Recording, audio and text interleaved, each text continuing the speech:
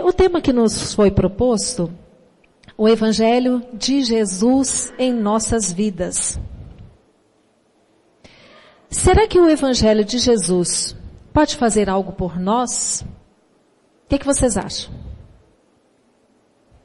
Todos nós sabemos que sim, não é mesmo? Agora, será o quê?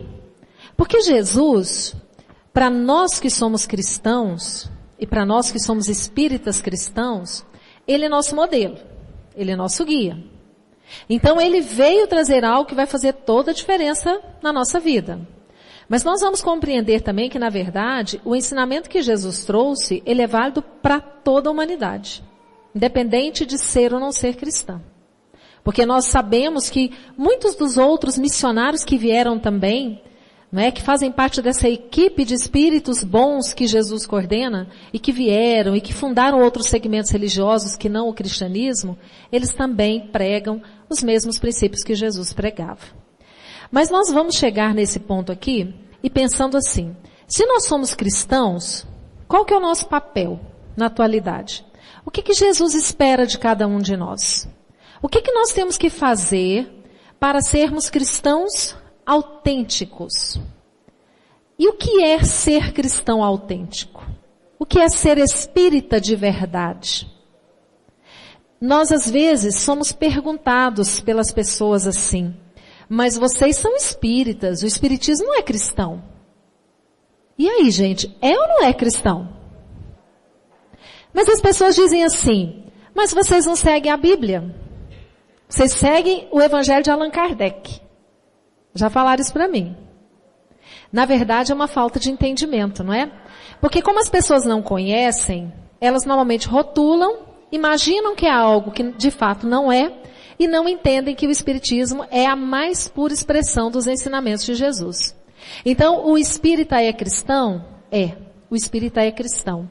O espírita segue a Bíblia? Sim, o espírita segue a Bíblia. O Evangelho segundo o Espiritismo nada mais é do que um estudo feito pelos espíritos superiores, codificado por Allan Kardec, para nos ajudar a compreendermos melhor aquilo que Jesus veio trazer para nós como mensagem. Então, quando nós começamos a estudar o Evangelho segundo o Espiritismo, nós vamos compreendendo algumas passagens do Evangelho de Jesus que às vezes era difícil para a gente entender o que ele queria dizer. E os Espíritos vêm mastigando para nós, né? Dizendo, olha, é isso. E aí a gente vê a lógica, vê a coerência. Porque a doutrina espírita ela é, acima de tudo, uma doutrina de fé raciocinada, de lógica, de coerência. E aí nós vamos observando isso. Agora, e o espírito autêntico, como é que deve ser? Nós vamos encontrar no Evangelho segundo o Espiritismo, lá no capítulo 17, no item 4, essa seguinte afirmação. Bem compreendido, mas sobretudo bem sentido, o Espiritismo leva aos resultados acima expostos que caracterizam o verdadeiro espírita como o cristão verdadeiro, pois que um, o mesmo é que outro. O verdadeiro espírita e verdadeiro cristão, esses resultados acima que ele fala, eu vou convidar vocês a lerem o início do capítulo, tá?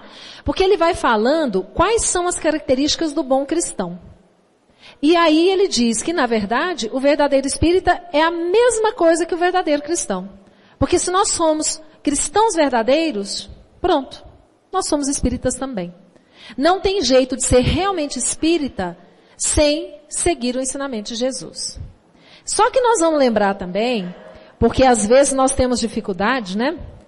Nós vamos lembrar também que o Espiritismo, ele não trouxe nada de novo. Ele só veio realmente levantar o véu sobre os ensinamentos de Jesus. Mas para a nossa felicidade, nós vamos ver na sequência da nossa fala, que tudo é processo. Porque às vezes nós ficamos assim muito preocupados, pensando assim, puxa vida, mas eu ainda não consigo praticar tudo que Jesus ensinou. Eu ainda não consigo, então, ser um espírita verdadeiro. Eu não consigo ser um cristão verdadeiro. Só que os espíritos também dizem, quando Allan Kardec perguntou como é que se reconhece o verdadeiro espírita, os espíritos disseram, pelos constantes esforços que empregam em domar as suas más inclinações. Se nós estamos nos esforçando, se nós estamos nessa luta para nos melhorarmos, então nós estamos no caminho, então nós somos verdadeiros cristãos e verdadeiros espíritas. Não é? Lá no capítulo 17 do mesmo Evangelho, no item 1, nós encontramos, não é, a transcrição dessa passagem de Jesus, que foi registrada por Mateus, lá no capítulo 5, versículos 44, 46 a 48. Quando Jesus nos orienta que nós devemos amar os nossos inimigos. Porque se nós amássemos somente aqueles que nos são caros, os nossos familiares, aquelas pessoas que nós mais gostamos, que vantagem nós estaríamos fazendo? A vantagem é justamente a gente amar aquele que é difícil. É amar aquele que às vezes tenta puxar o nosso tapete, aquele que é o calo. Que a gente diz assim, aquele fulano é o meu calo, né? Ou pessoa difícil da gente conviver. E Jesus fala que nós temos que amar. Porque senão nós não estamos fazendo nada diferente dos pagãos. E aí ele termina dizendo, sede, pois, vós outros perfeitos, como perfeito é o vosso Pai Celestial. Gente, Jesus nos conclama a sermos perfeitos como Deus. Será que isso é possível? Porque nós pensamos assim, mas como é que nós vamos conseguir atingir essa perfeição que Jesus espera de nós, vivendo num mundo tão imperfeito? Vivendo num mundo onde a gente observa que a maldade ainda campeia solta. E muitas vezes, quando nós não temos o esclarecimento necessário, a impressão que nos passa é que o mundo está cada dia pior. Nós ouvimos muito isso das pessoas. O mundo está piorando, as coisas estão piorando. Antigamente era melhor. Hoje em dia a gente não pode sair de casa mais, que a gente é assaltado, acontece isso, acontece aquilo.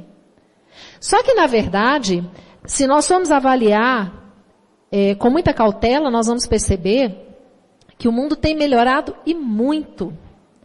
Porque não tem tanto tempo assim, vocês vão concordar comigo, tem pouco mais de 100 anos que os escravos foram libertados no nosso Brasil. Nós vivíamos em sistema de escravidão. Homem branco escravizando, povo negro. Nós não temos tanto tempo assim, na época de Jesus. Vejam bem, quando eu falo em 2000 anos, se nós formos considerar uma eternidade, é pouco tempo. Nós jogávamos os cristãos na arena para serem comida de leão. Gente, o pior, as pessoas iam para assistir e aplaudir. E achava bom. Hoje, para nós, isso é uma coisa inaceitável. Eu estava assistindo há pouco tempo aquela minissérie Liberdade, né? E mostrando que eles enforcavam as pessoas na praça. E aquilo era um evento social e festivo na cidade. E as pessoas iam, né? Para bradar e vibrar, né? Enforca, mata. Gente, isso não tem tanto tempo. Então, na verdade, o mundo mudou, o mundo melhorou. A diferença hoje é que as notícias correm numa velocidade nunca vista. No passado nós não tínhamos conhecimento de coisas que aconteciam como hoje, que a gente tem conhecimento em tempo real. Está acontecendo algo no outro lado do planeta e nós estamos acompanhando aqui, pela TV, pela internet. Não é? Então hoje a gente tem essa impressão exatamente por quê? Porque nós damos muito valor para o mal. As notícias que mais vendem são as notícias de tragédia. Então, isso depende muito de nós, né? Para nós fazermos um mundo melhor, nós precisamos fazer a nossa parte. E eu quero aproveitar para parabenizar a nossa equipe que está aqui, da Web Rádio Fraternidade, transmitindo a nossa cores, porque se a internet é instrumento do mal, ela também pode ser do bem. Então nós estamos levando a mensagem de Jesus por meio da internet e por isso eu cumprimento os nossos amigos internautas que também estão nos acompanhando. Só que quando Jesus nos conclama a sermos perfeitos como Deus, o Evangelho vem nos explicar que na verdade nós temos que entender essa exortação de Jesus no sentido de uma perfeição relativa. Aquela perfeição que nós conseguimos no momento. Porque nós temos informações, os Espíritos nos ensinam, que nós vivemos num mundo, num planeta, que numa escala evolutiva, ele está lá no comecinho. Atrás de nós só tem mundo primitivo. Hoje nós estamos na categoria de planeta de expiações e provas. Em processo de transição, melhorando para mundo de regeneração. Então Jesus sabe da nossa limitação. Jesus sabe da dificuldade que cada um de nós tem em nos melhorarmos. Mas Jesus acredita em nós. E Ele sabe que nós vamos conseguir. O tempo que vai demorar vai depender de cada um de nós. Porque a evolução é algo que ninguém vai conseguir fazer por mim. Somente eu, sou a responsável pelo meu destino. Porque Deus nos dotou de livre-arbítrio. Então as minhas escolhas é que vão determinar o meu presente e o meu futuro. Mas Jesus acredita tanto em nós e nunca desiste de nós, exatamente porque Ele sabe, porque Ele já viveu tudo isso. Ele sabe que Deus, quando nos cria pequenininhos, simples, ignorantes, mas destinados à perfeição. Então todos nós, um dia, seremos perfeitos. Alguns de nós vamos mais rápido, vamos fazendo escolhas melhores. Outros de nós vamos demorando mais, caindo, levantando, mas todos nós um dia chegaremos lá. Isso aí é fato. E em que consiste essa perfeição que Jesus nos conclama? Em amarmos os nossos inimigos, fazermos o bem ao que nos odeia, em orarmos pelo que nos perseguem. Gente, e olha o que ele diz aqui, o tanto que isso aqui é importante. Mostra ele desse modo que a essência da perfeição é a caridade na sua mais ampla acepção, porque implica a prática de todas as outras virtudes. O seu Joviano falou, né, bem na fala inicial dele, a questão da caridade, da necessidade da caridade para o cristão e para o bom espírita. E aqui ele nos chama a atenção para caridade no conceito mais amplo dessa palavra. Porque para nós, às vezes, é muito cômodo entendermos caridade como sendo doar bens materiais. Então, se eu faço cesta básica e distribuo para famílias carentes, se eu sirvo a sopa no fim de semana, se eu faço a campanha do agasalho, eu estou fazendo a minha parte e eu estou fazendo caridade. Isso é verdade, não é? É verdade. É caridade. Mas é a caridade material. E cá entre nós, é a mais fácil da gente fazer. Porque tirar do guarda-roupa aquilo que a gente não usa mais, é fácil. Né? Enjoei dessa roupa, não me serve mais, essa eu vou doar. Essa é mais fácil. Agora, quando ele fala da caridade na ampla acepção do termo, ele está querendo dizer que a caridade é muito mais do que isso. Ela não pode parar aí. Quando Allan Kardec perguntou para os espíritos assim, qual é o verdadeiro sentido da palavra caridade, conforme a entendia Jesus? Como é que Jesus entendia a palavra caridade? Os espíritos responderam de forma muito simples, que a gente fala que é o BIP espírita. Benevolência para com todos, indulgência para com as imperfeições alheias e perdão das ofensas. Gente, não é agasalho, não é dar comida, não quer dizer que isso não tem que ser feito. Precisa ser feito porque tem gente que ainda precisa. Vai chegar um dia que não será mais necessário. Enquanto for necessário dar o pão material, nós temos que dar. Mas vai chegar um dia que isso não será mais necessário.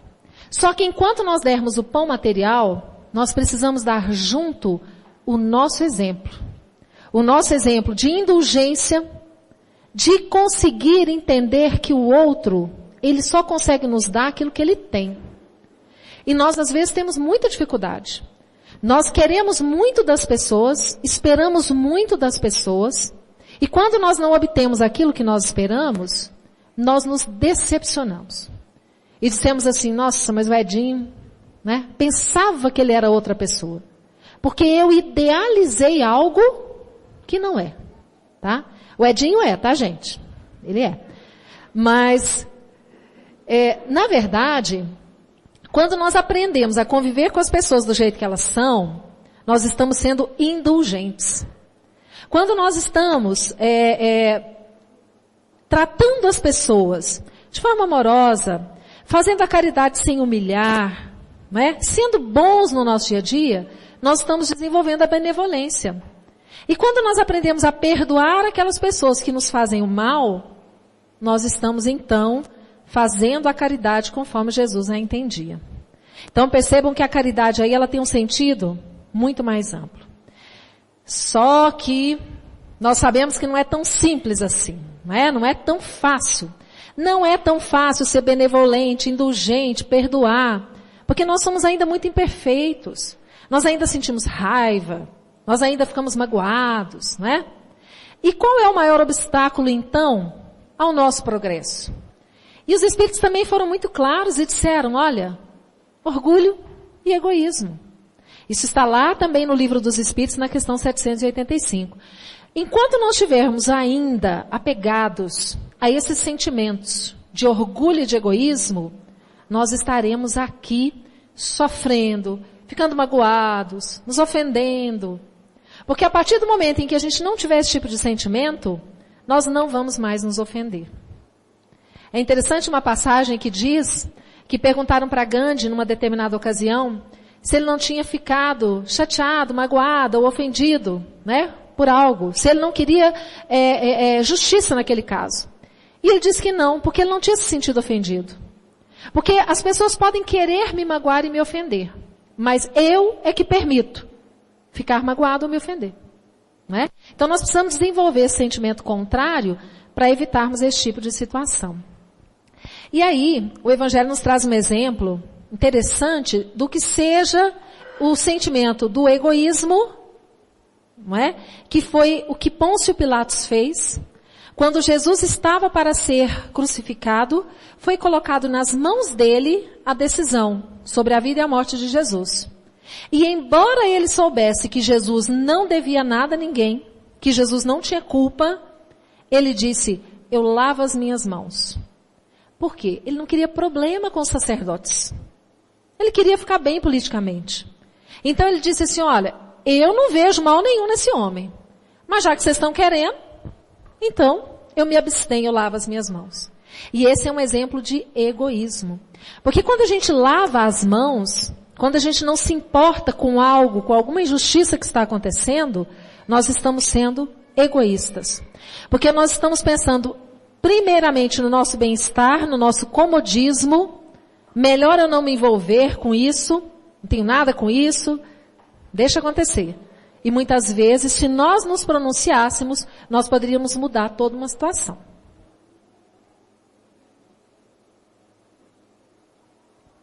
Nós temos aí então, no nosso dia a dia, convivendo conosco, lado a lado, vícios e virtudes. Aqui nós falamos dos vícios morais.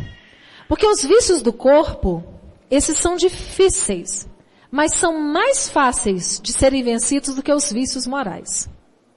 Os vícios morais, nós lembramos de alguns aí, egoísmo, vaidade, orgulho, arrogância, maledicência, avareza, inveja, ira. Será que em algum momento da vida nós não tivemos esse tipo de sentimento em nós? Mas por outro lado, nós temos as virtudes que anulam esses vícios morais. Então nós temos aí o amor, a humildade, a generosidade, a simplicidade, serenidade, paz, caridade, paciência. São virtudes que também, em algum momento da nossa vida, elas aparecem. Porque também nós não somos de todo ruim. Em alguns momentos nós conseguimos realmente ser pacientes, em alguns momentos nós conseguimos amar, em alguns momentos nós conseguimos ser generosos. Nós ainda não conseguimos manter isso o tempo todo. Né? Nós ficamos ali assim, ainda escorregando, fazendo algumas bobagens. Então, o que nos cabe? Nós vamos voltar àquela pergunta inicial, né? Qual que é o nosso papel? Se nós somos cristãos, se nós somos espíritas, nós temos que dar o testemunho e o exemplo. E para isso nós temos que fazer o quê? Nós vamos chegar à conclusão de que nós precisamos desenvolver em nós as virtudes e deixar de lado os vícios morais. Quando nós conseguirmos nos tornarmos pessoas virtuosas, é sinal de que nós já nem precisamos mais morar nesse planeta. Já temos condições de morar em lugar muito melhor. Ou de ficar aqui para auxiliar o progresso dos nossos irmãos, não é?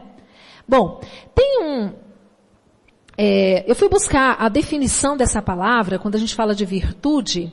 Como é que a gente encontra a definição de virtude nos dicionários? E a virtude é o conjunto de todas as qualidades essenciais que constituem o homem de bem. Então, o homem de bem é um homem virtuoso. que tem todas aquelas qualidades que nós vimos ali, não é?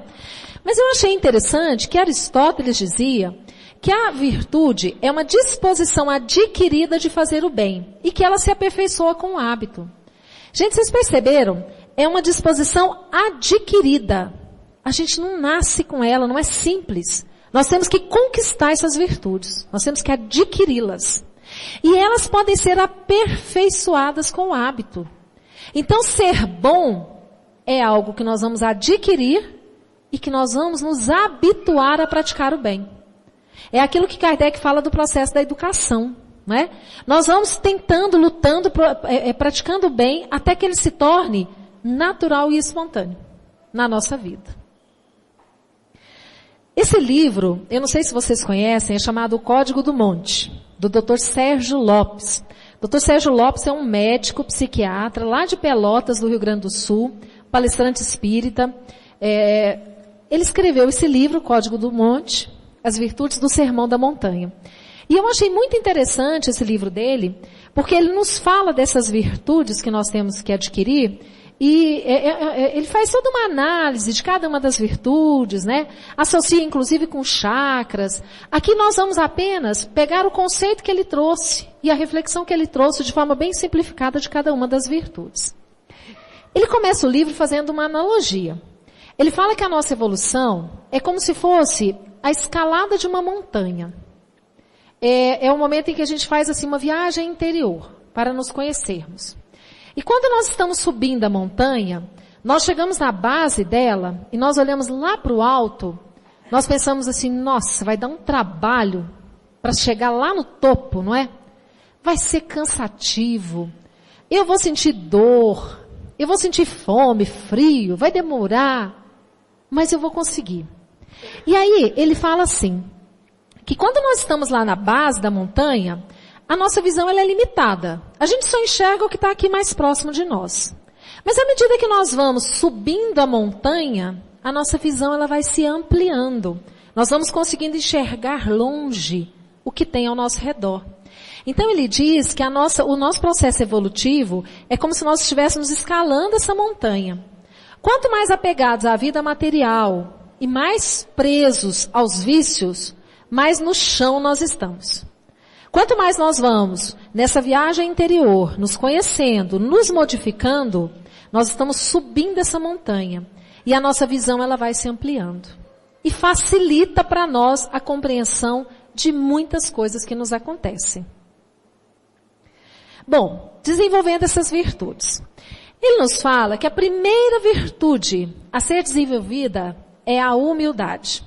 Que na origem da palavra vem de humus, terra, base. Então a humildade, ela é a base da montanha. Né? Ela está ali bem no início da nossa subida. Então nós vamos começar desse chão com a humildade. Por que a humildade é tão importante? Porque primeiro, para nós nos melhorarmos, primeiro passo é identificar em nós o que precisa ser melhorado. Se eu me acho perfeita, se eu acho que tudo que eu faço é maravilhoso, eu acho que eu já estou muito bom e não preciso melhorar. Então nós precisamos ter a humildade de olharmos para nós e identificarmos onde eu erro, o que eu faço de errado, onde que eu preciso melhorar. E a gente só consegue fazer isso quando nós temos um sentimento de humildade.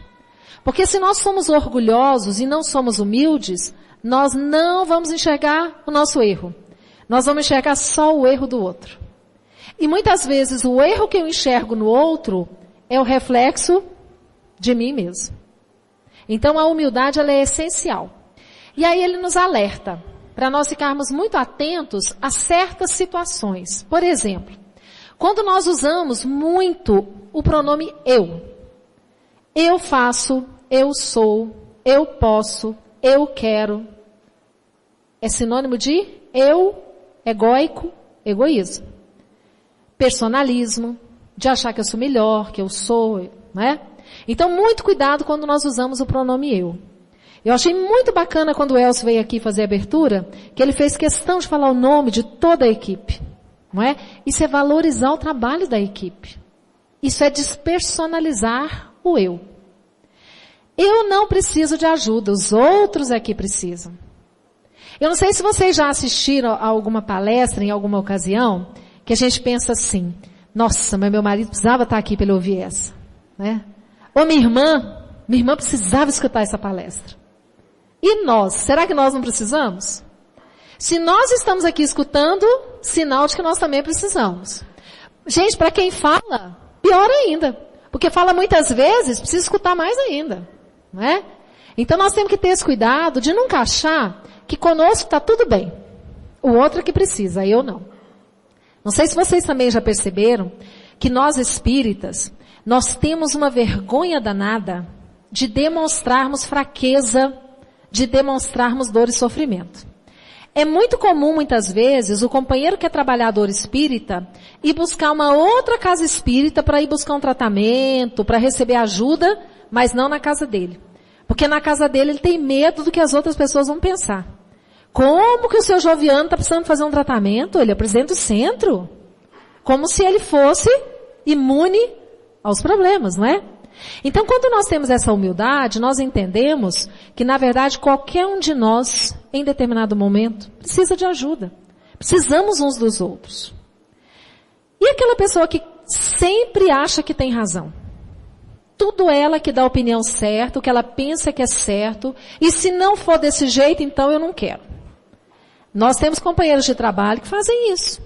Que dizem assim, olha, tem que ser desse jeito. Se a gente falar assim, escuta, mas a gente podia, né? Quem sabe a gente podia fazer diferente? Ah, não, então vocês fazem. Vocês podem lá fazer porque eu não vou.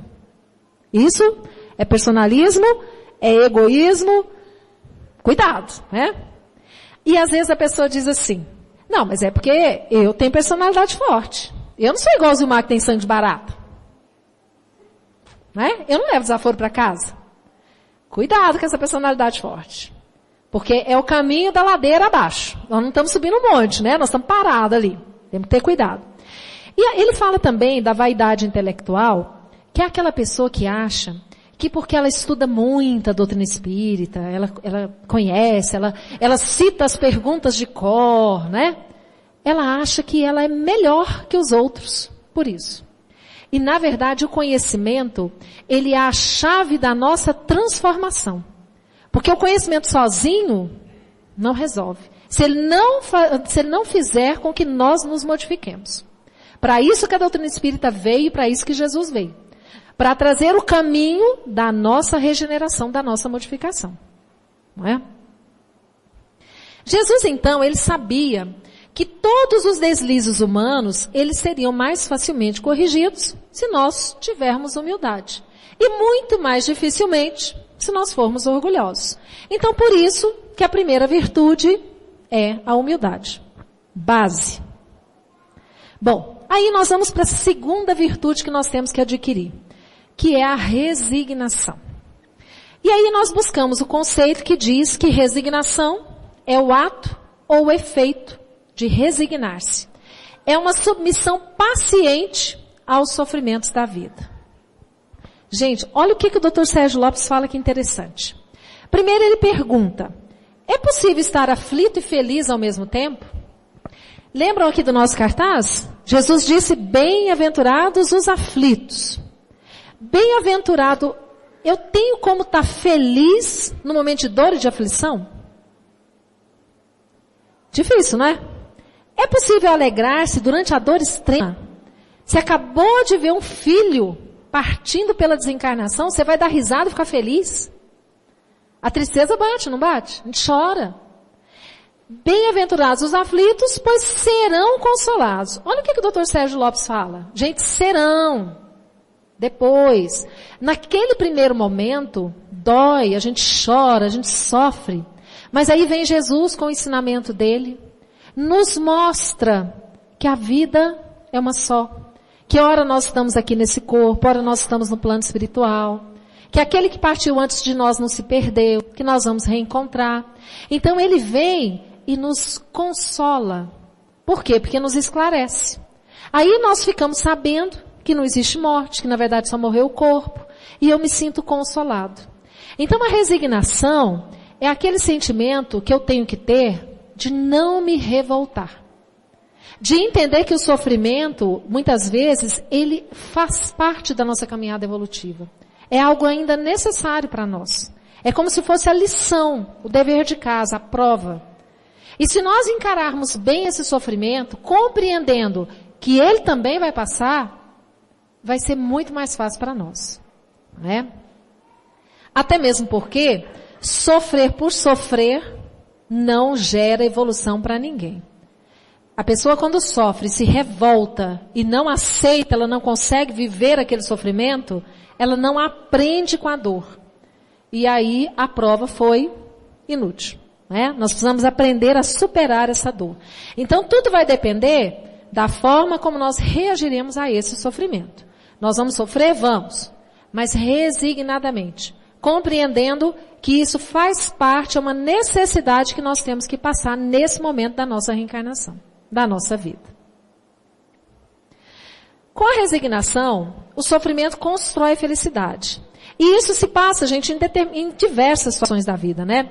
Desde quando nós perdemos fisicamente alguém, ou quando nós perdemos o nosso emprego, ficamos desempregados, em várias situações, em que nós vamos ter a oportunidade de demonstrar aí essa resignação. Né? No caso de doença, em nós mesmos, na família.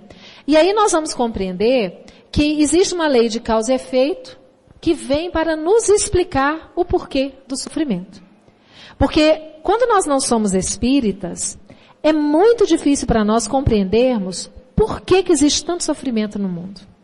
Por que tem crianças que já nascem deficientes, às vezes já nascem numa situação de miséria total, não têm oportunidades na vida, passam uma vida inteira sofrendo, e outros nascem ricos, bonitos, saudáveis. Como é que Deus escolhe? Quem que vai nascer bonito, rico, saudável, e o outro que vai nascer, coitado, né? Lá na pior da situação. Então, quando nós conhecemos a doutrina espírita, ela nos mostra que tudo que hoje nós estamos vivendo na nossa vida, nós plantamos lá no passado.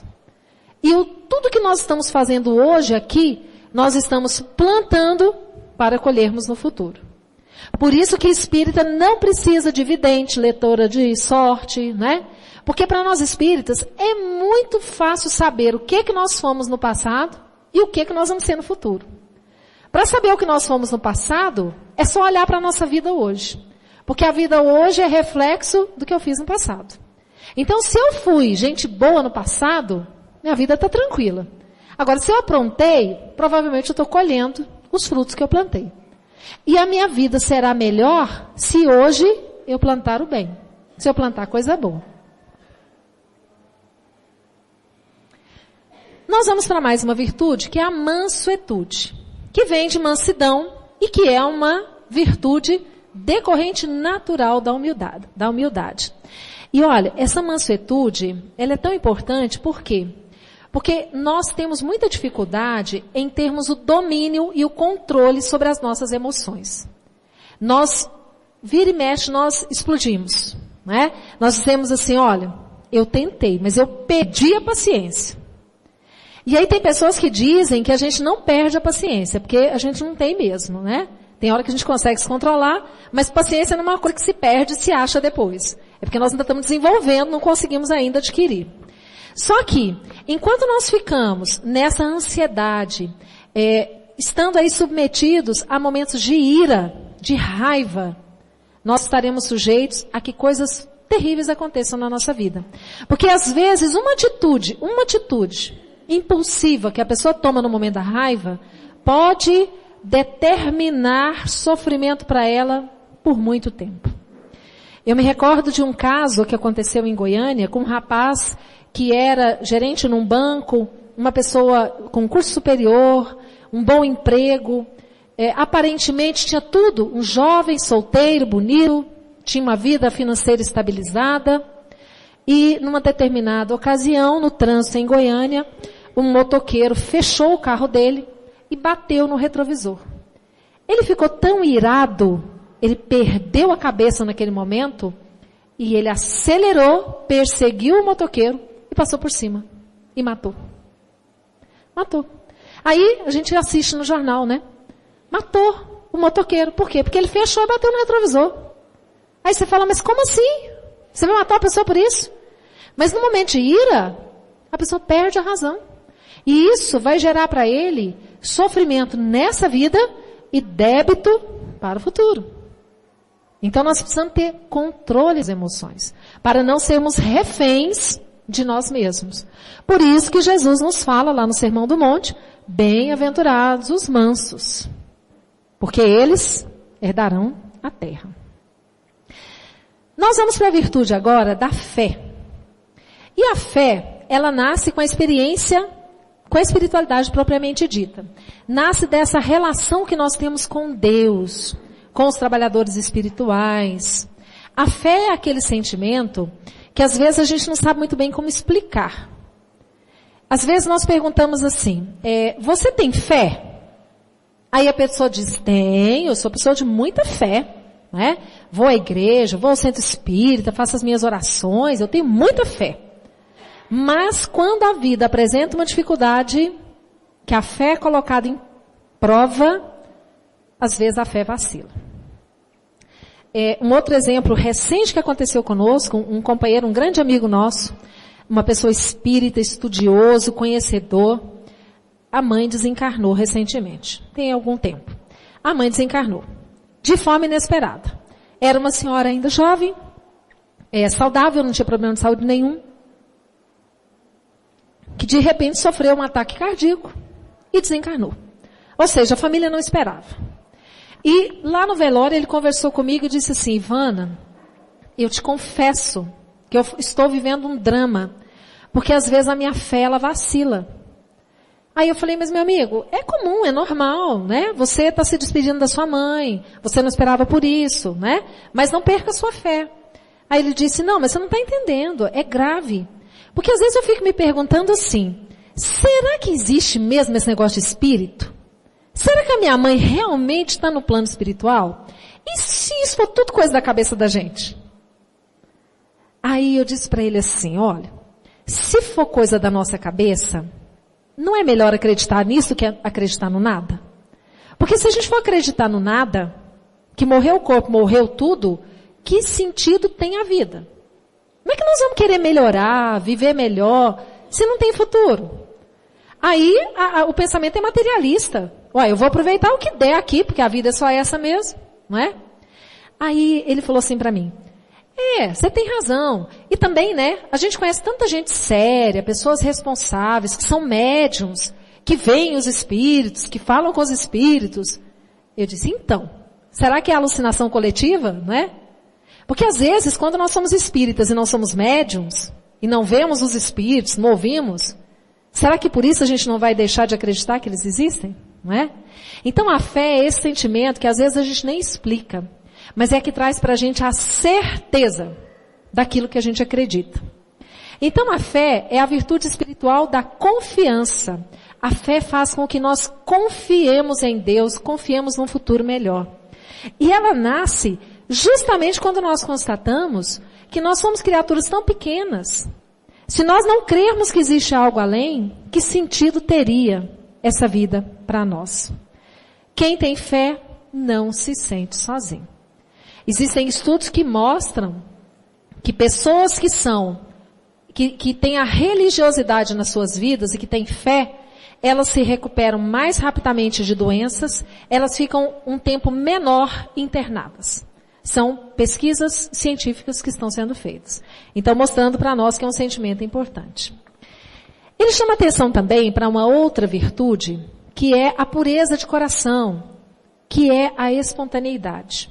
E quando Jesus disse, bem-aventurados os puros de coração, e ele compara a pureza à criança, na verdade ele quer dizer o quê? A criança, ela é sempre muito verdadeira, muito autêntica, muito espontânea.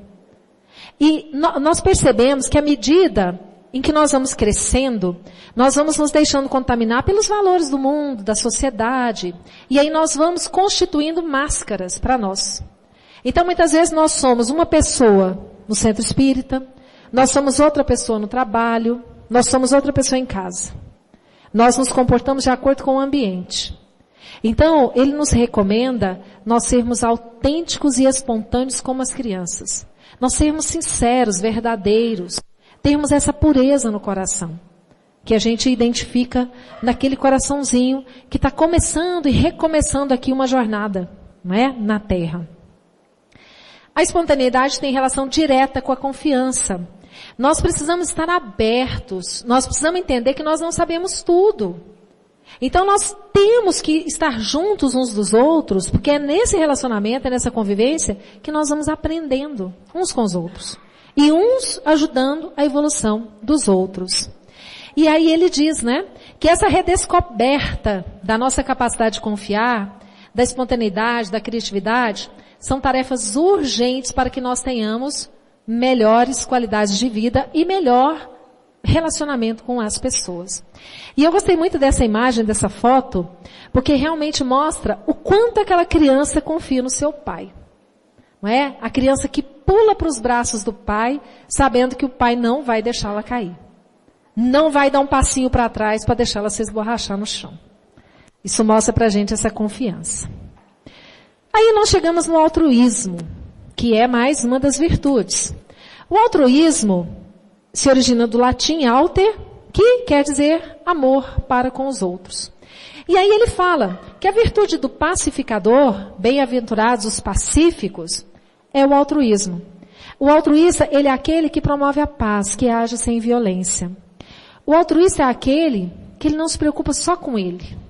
Ele pensa na coletividade. Então, por exemplo, eu chego no supermercado, atrasada, com compromissos, e eu acho que eu tenho mais pressa do que os outros. E se eu tiver a oportunidade, eu furo a fila. Faço isso no supermercado, no banco, entendeu? Vou passar na frente, né? Eu estou com pressa. Então, o altruísmo é o contrário do egoísmo. O altruísta é aquele que diz assim, minha irmã, você está com pressa? Pode passar aqui na minha frente, né? Eu deixo, pode vir aqui, você está com mais pressa que eu. Ele pensa primeiro no bem de todos. Às vezes ele pensa mais no bem do outro que no dele. Jesus era altruísta? Total, não é? Total, senão não teria vindo. Não precisava. O altruísmo repousa no amor verdadeiro.